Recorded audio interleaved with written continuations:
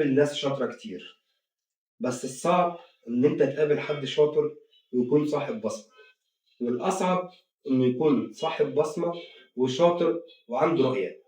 ضيفتنا النهاردة من النوع أول ما تتكلم وتسمعها تلاقي دماغك عملت أبديت لوحدها. عندها طاقة مختلفة ورؤية مختلفة، وبتتميز إن عندها طموح بتجري أسرع من أي حد. دكتور شيري محي الدين مش مجرد اسم في المجال، دي حالة نجاح وطموح ورؤية وبصمة وشغل حقيقي معمول بتعب وجهد مش كلام. والمثير كمان إن عندها مؤتمر كبير جدا ICNC يوم 3/1 اللي عامل دوشة من قبل ما يبدأ. أهلا بيك يا دكتور شيري. اهلا بيك يا دكتور احمد، يعني مش عارفه اقول لك ايه على المقدمه دي. حضرتك تستاهلي أكتر من كده بكتير بصراحة. ربنا يخليك، بس عايزه اقول لك يعني الرد على المقدمه هو اصعب بكتير يعني. بصراحة لك قامة علمية في المجال تستحقي قد المقدمة دي أكتر منها 100,000 مرة. ولو كان في كلمات أكتر من كده إن أنا أقدر أقولها أوفي بقى حقك صدقيني كنت قلتها. شكرا جدا لك واهلا بيك يا دكتور. أهلا بحضرتك. أهلا. ها يا دكتور، جاهزة نفتح كل الملفات؟ جاهزين جدا، بس عايزه اقول لك المقدمه دي تخوف، يعني انا حاسه ان انا داخله في فاينل اكزام. لا خالص، إحنا قاعدين قاعدة فريندلي هندردش مع بعض. في شوية أسئلة أنا حابب أسألها شخصيا، في شوية أسئلة برضه كل اللي موجودين في المجال حابين يسألوها عن الدكتور شيري، وفي أسئلة متعلقة بمؤتمر ICNC بإذن الله. يلا فالموضوع بينا. سهل وبسيط ما تقلقش. خلاص تمام. لو رجعنا الشريط من تاني يا دكتور، فين اللحظة اللي قلت لنفسك فيها أنا مش هبقى دكتورة ناجحة بس، أنا لازم أبقى كيان؟ بص، هي يعني لحظه وقفه كده مع النفس اللي حطيت فيها البلان اللي همشي بيها في حياتي، وازاي هقرر ادرس واشتغل وبرضه في بيتي. فعملت زي بروجرام كده وبلان المهم في الاهم، ودي كانت لحظه فعلا فيها صدق، يعني انا هعمل ده بامر الله، يعني هعمل. وده فعلا صعب بالنسبة للفيميل إن هي توفق ما بين الشغل، ما بين البيت، ما بين ولادها، الدراسة. عكسنا إحنا كميل، أنا المين تارجت بتاعي شغلي، أنت بيبقى عندك فعلا أكتر من حاجة المفروض تكوني مركزة فيها. فبصراحة أنت عاملة سكسس ستوري حلوة أوي وعاملة كارير شيفت كويس أوي أوي بصراحة. الحمد لله. حابين برضه نتكلم عنه النهاردة. بداية دكتور شيري محي الدين. بص، الحمد لله رب العالمين، يعني ان انا قدرت اوفق بين الحاجات اللي انا قلت لك عليها دي. لو قلت البدايه هي حبي للمجال بشغف رهيب، بس انا ما كنتش عارفه ستارت منين. يمكن ناس كتيره بتقول لي انت بداتي متاخر، يا ريتك كنت بدري عن كده. بس انا بقول ان ربنا سبحانه وتعالى بيحطك في الوقت المناسب من بس ثواني، أنت بدأت متأخر إزاي أصلا؟ وأنت أصلا المؤسس للسيرابست في مصر. يعني بس إزاي بدأت يعني متأخر؟ كنت ممكن بدات بدري عن كده. انا الفكره كلها ان انا يعني وانا اصغر كانت بداياتي ولادي، فكان تارجتي بناتي. فتلاقيني يعني كنت دلوقتي اقول لك ممكن الشغل هو الفيرست تارجت واهم تارجت بالنسبه لي، ولكن في وقت معين لما كانوا لسه بناتي اطفال صغيرين كان التارجت الاساسي بيتي وولادي، جوزي بيتي ولادي. وبعدين انا بقى باخد كورسز في ايه، بذاكر ايه، بحضر ماجستير في ايه، بجتهد في ايه، بقرا وبسمع في ايه.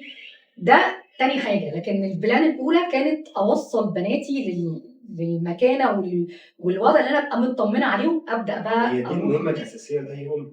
ما هو الحمد لله رب العالمين طبعا، يعني فهي دي كانت ايه، ده التاخير اللي بيقولوا لي وانت اتاخرتي، ده انت لو كنتي بداتي. لا، مفيش لو كنت، لان في المهم في الاهم، وزي ما بقول ربنا بيختار الوقت المناسب اللي يوصلك فيه، اللي هو احسن بكتير قوي من اختياراتك انت.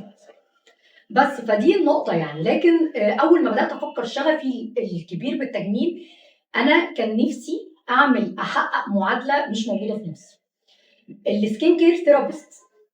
اللقب ده ستيل ناو عامل مشاكل. انا كان نفسي يتحقق في مصر بالطريقه اللي انا شفتها في كوريا مثلا.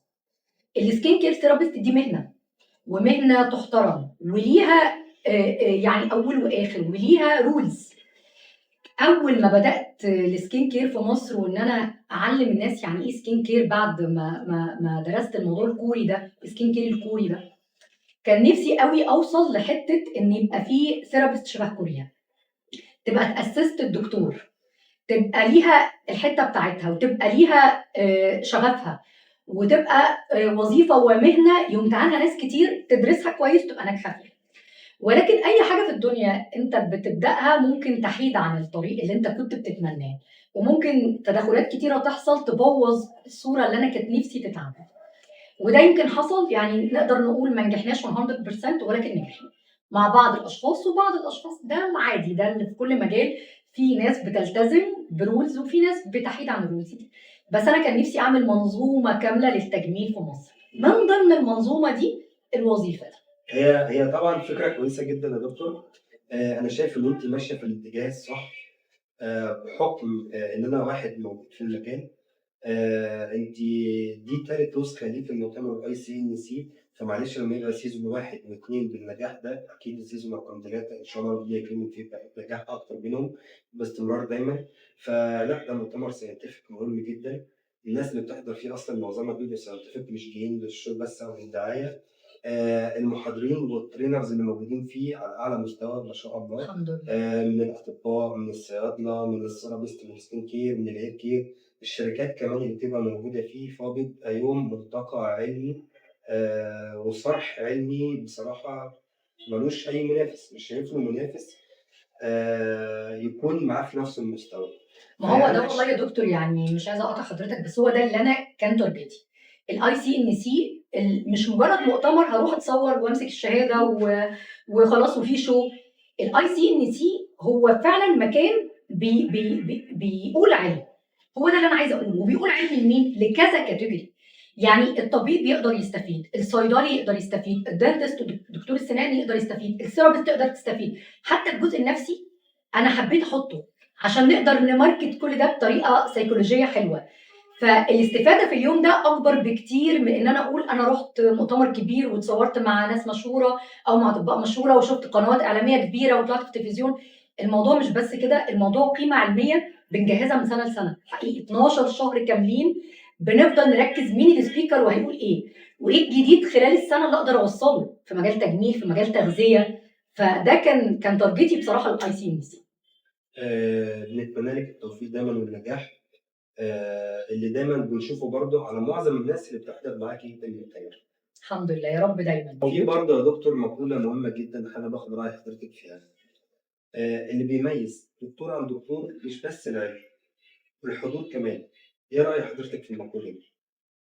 انا معاها جدا، لان الدكتور ممكن يكون عنده علم كويس جدا لكن مفيش الطريقه او الحضور اللي واصله للناس. فانا هوصل علمي ازاي؟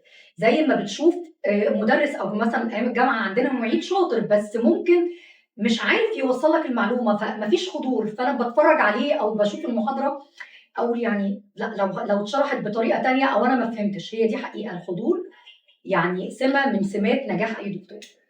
دي حقيقة. طيب يا دكتور، احنا حضرنا النسخة الأولى والنسخة الثانية من الاي سي ان سي.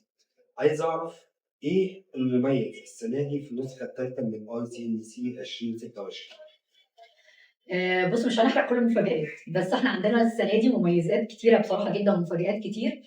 اولا كاتيجوري سبيكرز، يعني احنا حبينا يبقى معانا دكتور مش من مصر عشان هيتكلم في تكنيك هو ترند. حته البايوستيميليتورز وحقن البايوستيميليتورز وايه محفزات الكولاجين. ناس كتيره قوي بتتكلم بس الناس مش عارفه يعني ايه محفز، يعني احقنها ولا احقن فيلرز ولا اعمل ايه. فده طبيب جلديه جالنا من بره مصر مخصوص عشان يقول لنا التكنيك ده. من الأردن صح؟ بالظبط كده. عندنا كمان كان معاك حد من تركيا السيزون اللي فات؟ كان زراعه الشعر. ما احنا بننقي كل حد مشهور في حتته او في مجاله يقدر يوصلنا زي لاخر حاجه الابديت. كلنا بنشتغل بس في ابديت، في حاجه جديده، في تركه بنبقى عايزين نوصلها ونفهمها للناس. كمان هنتكلم في حاجات مهمه اثارت جدل الفتره اللي فاتت، رولز التجميل، رولز اللي بيشتغل في المجال ده، قوانين اللي بتحكمه ايه في مصر. دي نقطه مهمه جدا هتشرحها لنا طبيب الجلديه برضو. عندنا ترند كبير ومهم بقى بتاع حقن المونجارو والساكسيندا والاوزومبيك، ناخدها ولا ما ناخدهاش. والميزه في المؤتمر كمان مش تجميل بس، هو تغذية. تجميل وتغذيه علاجيه، وزي ما حضرتك قلتي نفسيه. الثلاثه بيخدموا على بعض حقيقي. البيشنت التجميل هو التجميل شكلا وعايز يبقى كمان جسمه كويس، وعايز نفسيتها تبقى حلوه. فالثلاثه دول هم لازم يبقوا مثلث مع بعض. يا دكتور جهاد عمر دلوقتي بقى تتعلم بالظبط كده، وهي تكون معانا ان شاء الله تشرح محاضره ان شاء حلوه الله قوي. باذن الله. سؤال مهم برضه يا دكتور، هل منصات السوشيال ميديا لها دور دلوقتي في صناع المحتوى ولا ملهاش دور؟ هل لو لها دور هي لها الدور الأكبر، ولا المرجع العلمي اللي بيتكلم في المحتوى هو اللي له الدور الأكبر، ولا الدنيا ماشية زي دلوقتي؟ أنت شايفاها إزاي؟ انا عايزه اقول لك بقى يا دكتور احمد، السوشيال ميديا دي اساسي دلوقتي، اساسي.